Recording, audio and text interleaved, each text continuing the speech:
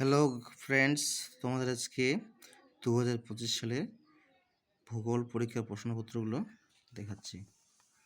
দেখো, বিভাগ ক প্রথম যে এক নম্বর কোশ্চেন যেটা বলেছে, যে প্রাকৃতিক প্রক্রিয়ার মাটি ও শিলাস্তর অভিকর্ষের টানে উচ্চভূমির ঢাল বরাবর নিচে নেমে আসে তাকে কি বলে? পাখির পায়ের মতো বদ্বীপ দেখা যায় যে নদী মোহনায়।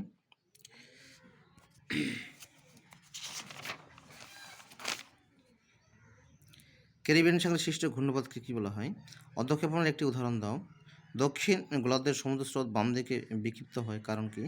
বর্ষাকালে ভরা কোটালের সময় সমুদ্রের জল প্রবল বেগে নদীর মোহনা দিয়ে ভিতরে প্রবেশ করে, তাই কী বলে? নিম্নলিখিতের মধ্যে পরিবেশ সর্বাধিক ক্ষতিকারক দূষক হলো। আয়তন অনুসারে ভারতের ক্ষুদ্রতম কেন্দ্রশাসিত অঞ্চল হলো দিহং, দিবং ও লোহিত নদীর মিলিত প্রবাহের নাম কি? হিমালয় একটি সরলবেগে উদ্ভিদের উদাহরণ দাও। একটি কয়েক নিম্নলিখিত গুলির মধ্যে মিলেট শস্য চিহ্নিত করো। ভারতের প্রথম কাপড় কল স্থাপিত হয়। কলকাতা ও দিল্লিকে সংযোগ করে জাতীয় সড়ক পথটি হলো। ভারতীয় উপগ্রহ চিত্র প্রকাশ করে। নিম্নলিখিত বাক্যগুলো শুদ্ধ হলে পাশে সু লিখবে, অশুদ্ধ হলে সরিও লিখবে। বিভাগ ক্ষয়ের প্রশ্নপত্র 2-1 মরু অঞ্চলের বায়ু ও জলের মিলিত কার্যের ফলে সৃষ্ট অস্থায়ী হ্রদগুলি প্লায়া বলে। এটা শুদ্ধ না অশুদ্ধ? উল্কাপিণ্ড স্ট্রাটোস্ফিয়ারের স্তর পুড়ে ছাই হয়। ভূপৃষ্ঠ সংলগ্ন বায়ুস্তর প্রধানত উত্তপ্ত হয় বিকিরণ পদ্ধতির সাহায্যে। শুক্ল ও কৃষ্ণপক্ষের অষ্টমী তিথিতে সমুদ্রে ভরা কোটাল দেখা যায়। সিমেন্ট কারখানা থেকে উৎপাদিত বজ্র পদার্থ বায়ু দূষণ ঘটায়। হিমালয়ের পাদদেশে অঞ্চলে নুড়ি, বালি ও পলি ঘটিত সমভূমি অঞ্চল বেট নামে পরিচিত। বৈচিত্র্যসূচক মানচিত্রে ভূমিভাগের দূরত্ব মানচিত্রের দূরত্বের অনুপাত স্কেলের দ্বারা নির্দেশিত হয়।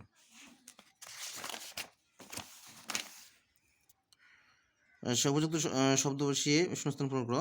যে প্রাকৃতিক প্রক্রিয়ায় মাধ্যমে ভূপৃষ্ঠের উপরিভাগের ভূমির বিবর্তন ও পরিবর্তন ঘটে থাকে কী বলে? নদীর দ্বারা ড্যাশ পদ্ধতির সাহায্যে অদ্রবীভূত সূক্ষ্ম বালু, পলি ও কাদা প্রবাহিত হয়। নদী বায়ুর চাপ পরিমাপ করা হয় ড্যাশ যন্ত্রের সাহায্যে। চন্দ্র থেকে পৃথিবীর দূরত্ব যখন 3.56 লক্ষ কিমি হয় তখন তাকে ড্যাশ অবস্থান বলে। পারমাণবিক শক্তি উৎপাদন কেন্দ্র থেকে নির্গত বজ্রকে ড্যাশ বজ্র বলে। গ্রীষ্মকালে উত্তর পশ্চিম ভারতে ঝুলে যাওয়ার ড্যাশ নামে পরিচিত। উপগ্রহ চিত্রের ক্ষুদ্রতম একের নাম কি? একটি বা দুটি শব্দ উত্তর দাও। পর্বতের পাদদেশে নদীর কার্যের ফলে যে শুষ্ক আকৃতির ভূমিরূপ সৃষ্টি হয়ে থাকে বলা হয়।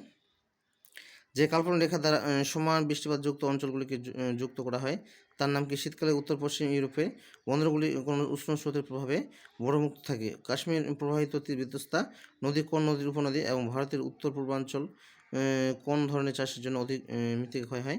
উড়িষ্যার কটক শহরে কোন ফসলের কেন্দ্রীয় গবেষণা অবস্থিত? 2011 সালে 11 খ্রিস্টাব্দে আদমশুমারি অনুসারে ভারতের মহানগর ন্যূনতম জনসংখ্যা কত? ভূবৈচিত্র্যসূচক মানচিত্রে প্রদত্ত RF যখন 1:50,000 তখন এক মেট্রিক স্কেল কত হবে? বাম দিক ডান দিক মেলাও। ভিলাই, লাডাখ রাজস্থান, ক্যান্ডালা, লুনি করমুক্ত বন্দর, লৌহ ইস্পাত শিল্প, খারদুংলা।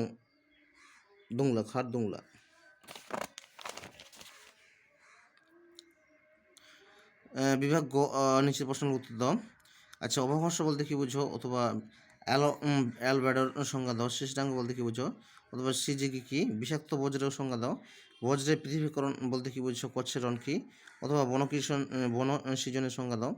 অনুসারী শিল্প বলতে কী বুঝো? সোনালী চতুর্ভুজ পূর্ব পশ্চিমে প্রান্তে অবস্থিত দুটি মহানগরের নাম লেখো।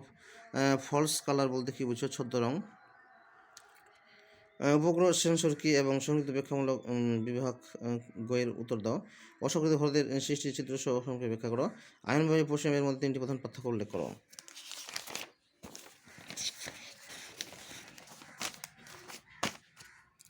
বজ্র ব্যবস্থাপনা বিভিন্ন পদ্ধতিগুলো বর্ণনা করো।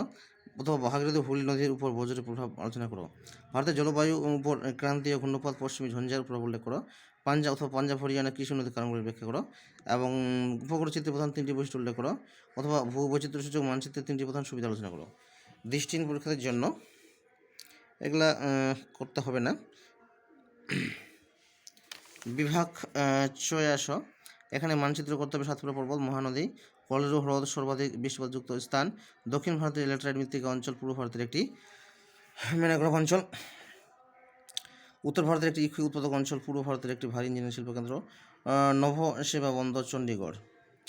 দৃষ্টিহীন পরীক্ষার জন্য প্রশ্নপত্রগুলো এগুলো না করলেও হবে, এগুলো করতে হবে না।